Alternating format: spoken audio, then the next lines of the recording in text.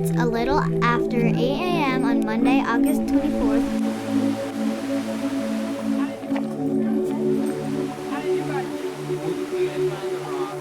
We start on the Ammonoosuc Ravine Trail on the west side of Mount Washington. It is wooded and peaceful, following alongside of the Ammonoosuc River. The first 1.5 miles are quick and easy.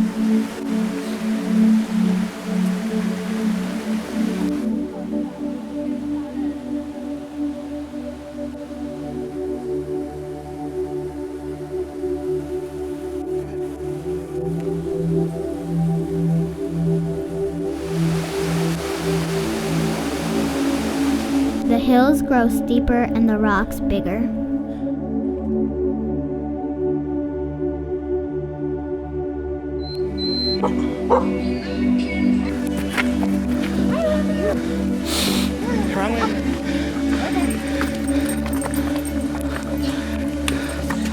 Marcus meditates at every break.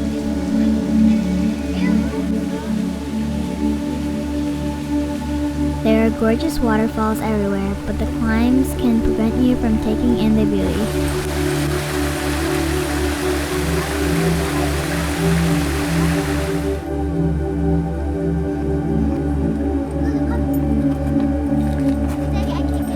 She'll figure it out. She's got it.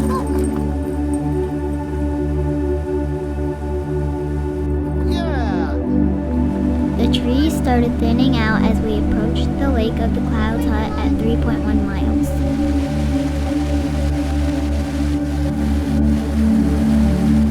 Roxy and Cleo were little balls of energy. Lulu liked to power nap during breaks.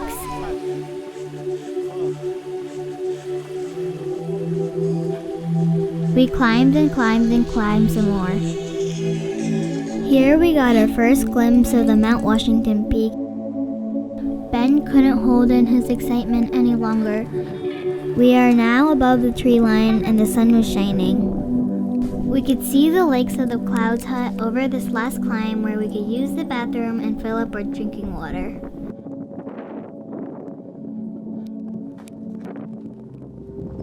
It took about 4 hours for us to reach.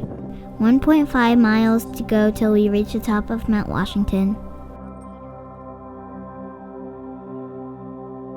We start the ascent and notice the wind's getting stronger and stronger.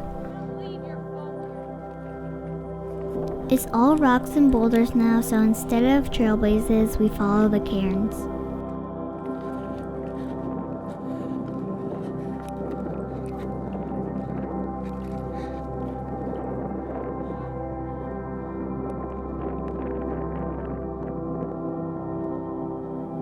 The radio towers at the peak were always in sight, taunting us. We climbed, rested, climbed, and the towers wouldn't seem to get any closer. Most of us agreed this was the hardest part as our legs were just dead. Looking behind, we could see the hut a mile back, along with the Lakes of the Clouds and the Crawford path trail we took. Lulu's claws broke through her booties by this point.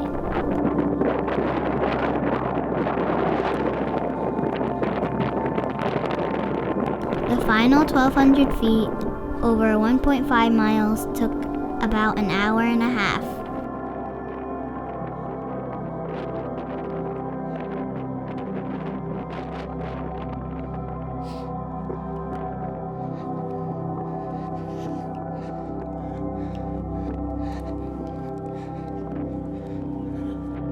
It felt so good to be at the top, but the weather turned ugly fast. It was much colder and the wind was strong and constant. Hot clam chowder, macaroni and cheese, and hot dogs at the restaurant were a godsend. We ate, rested, took our peak pictures, and bid adieu to the tourists. Visibility was terrible as the clouds blew through us. Even though our legs were completely dead from the climb up, we were now using different muscles for the hike down and we had a renewed vitality. We would only see one other group of people the rest of the hike, and it was amazing having these views to ourselves. Part of the Gulfside Trail runs along the Cog Railroad and the Auto Road.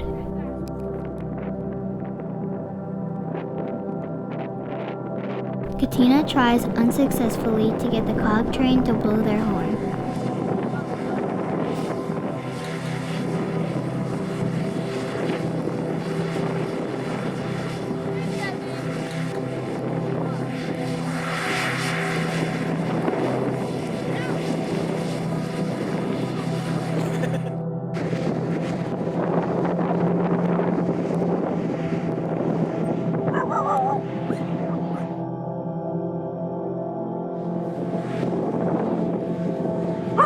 Lulu and Cleo run into trouble getting over the Cog Railroad. I offered myself as a step, but they didn't want to use me.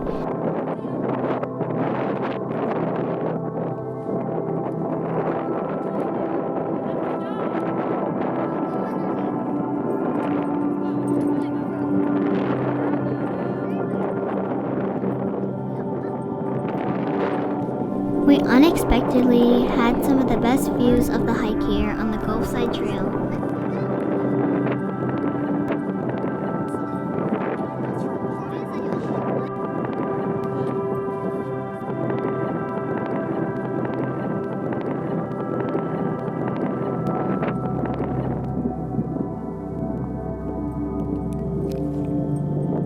You get an amazing view of the ridge with Mount Jefferson, Mount Adams, and Mount Madison.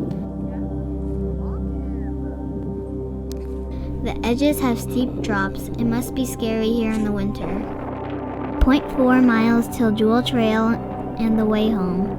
To our dismay, the Gulfside Trail climbed up a bit before joining the Jewell Trail. At this point, it started to rain. Luckily, it never rained hard and only lasted a short time. We could see Cog Railroad Station below, close to where we parked.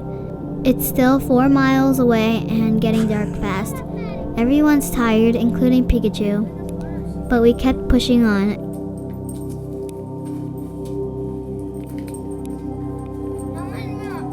Eventually, it turns pitch black and we put on our headlamps. It's scary but a fun adventure.